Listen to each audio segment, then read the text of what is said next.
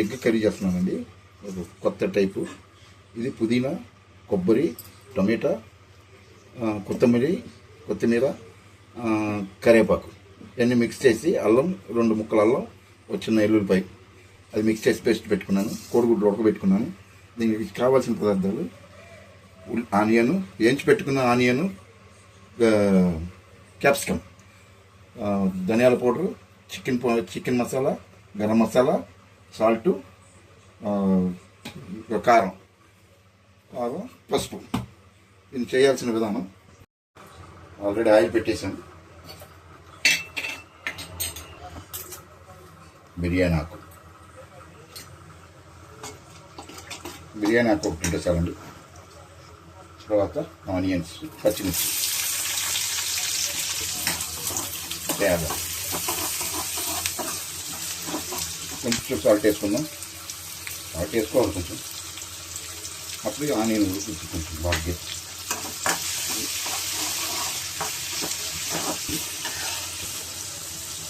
ఇంకా green peas,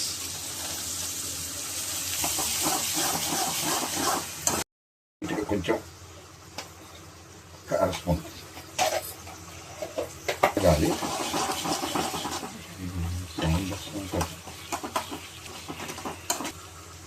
పసుపు,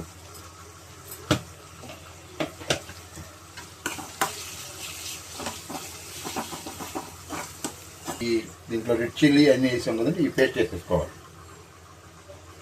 పుదీనా, రెడ్ చిల్లీ, కొత్తిమీర పేస్ట్ వేసేసుకోవాలి.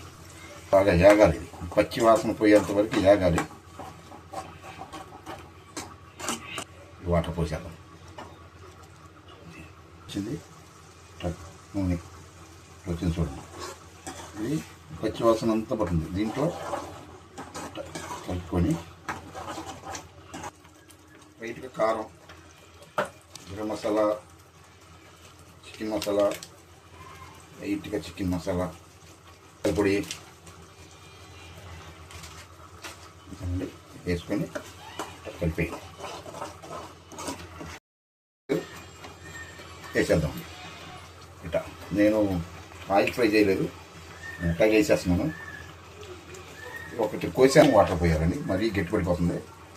అట్లా కొంచెం వాటర్ పోస్తే తినచ్చు. పెరుగు గట్టిగా స్పూన్లు మిక్స్ చేసుకోండి.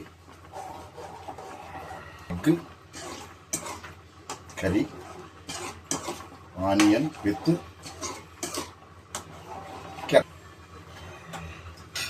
దీంట్లో ఇట్లా మనం ఉల్లిపాయలు ఉండవు కదండి, అట్లా చేసుకుంటే మనం తినటానికి, కరలాడటానికి, కసలాడటానికి బాగుంటుంది. వేసేసుకుంటే క్యాప్సికమ్ ఇవన్నీ వేసేసుకొని 2 మినిట్స్ ఇట్లా కలుపుకోండి. ఇట్లా కలిపేసేసుకోండి.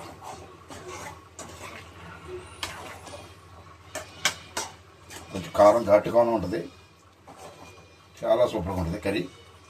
దింపే ముందు ఇట్లా కొత్తిమీర, ఇంకేమయ్యొద్దండి. కొంచెం ఆయిల్ పైకి వచ్చేస్తుంది, కొంచెం గట్టిగా ఉంటుంది, టైట్గా ఉంటుంది. చపాతీలో తినచ్చు, రైస్లో తినచ్చు, పొరోటాలో తినచ్చు. చూడండి అయిపోయింది.